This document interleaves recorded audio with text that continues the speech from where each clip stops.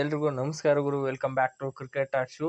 So ಹಿಂಗೆ ಮಾತ್ರ ಅನ್ಕೋದ್ರ ಎದಕ್ಕಾರ ಮೊನ್ನೆ ನಮ್ಮ ಬೆಂಗಳೂರೊಳಗೆ ವಿಕ್ಟ್ರಿ ಸೆಲೆಬ್ರೇಷನ್ ಒಳಗೆ ಏನು ಸ್ಟ್ಯಾಂಪೇಡ್ ಆಯ್ತು.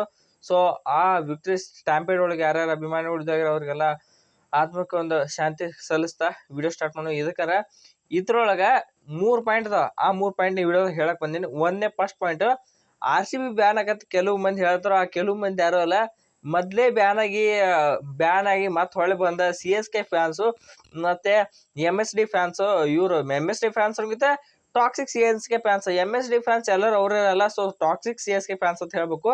ಮತ್ತೆ ಇನ್ನೊಂದು ಎರಡನೇದು, ಕೊಹ್ಲಿ ಅವ್ರ ಮೇಲೆ FIR ಆಗ್ಬೇಕು. ಅರೆಸ್ಟ್ ಕೊಹ್ಲಿ ಐತೆ ಟ್ವಿಟರ್ ದೊಡ್ಡ ಟ್ರೆಂಡಿಂಗ್ ಮಾಡತ್ತಾರ ಮಂದಿ.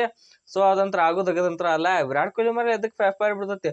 ಅವ್ರು ಅವ್ರ ಪಾಡಿಗೆ ಅವ್ರು ಬಂದಾರು, ಮ್ಯಾಚ್ಗೆಲ್ಲ ಬೆಂಗಳೂರಾಗ ಕರ್ಸಾರು ಬಂದಾರು. ಸೊ ಅವ್ರ ಮೇಲೆ ಅಂತ ಬಿಡಂಗಿಲ್ಲ. ಮೂರನೇದು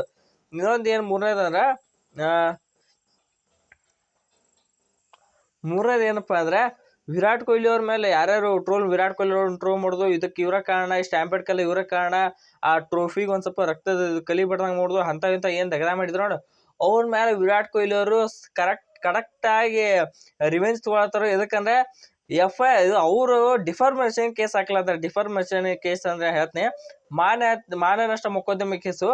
ಇಲ್ಲಿ ಯಾರ್ದಾರೆ ಇವ್ರು ಇನ್ನೊಬ್ರ ಸುಳ್ಸಿಗೆ ಟ್ರೋಲ್ ಮಾಡೋದಾಗ್ಲಿ, ಅಥವಾ ಏನೋ ಕಾರಣನೇ ಇಲ್ಲಾರ್ದ ಇನ್ನೊಬ್ರ ಬಗ್ಗೆ ಕೀಳಾಗಿ ಹೇಳೋದಾಗ್ಲಿ, ಅಸಹ್ಯ ಮಾಡೋದಾಗ್ಲಿ ಮಾಡ್ರೆ ಕೋರ್ಟ್ ಪ್ರಕಾರ ಇವ್ರನ್ನ ಲೀಗಲ್ ಆಗಿ ಇವ್ರ ದಂಡ ಹಾಕ್ಬೋದು. ಸೊ ಅದನ್ನ ವಿರಾಟ್ ಕೊಹ್ಲಿ ಅವ್ರು ಲೀಗಲ್ ಆಗಿ ಇವ್ರ ಮೇಲೆ ರಿವೆಂಜ್ ತಗೊಂತಾರ. ಸೊ ರಿವೆಂಜ್ ಒಳಗೆ ಬರೋಬ್ಬರಿ ಶಾಸ್ತಿ ಮಾಡ್ಯಾರ ಅಂತ ಹೇಳ್ಬೇಕು.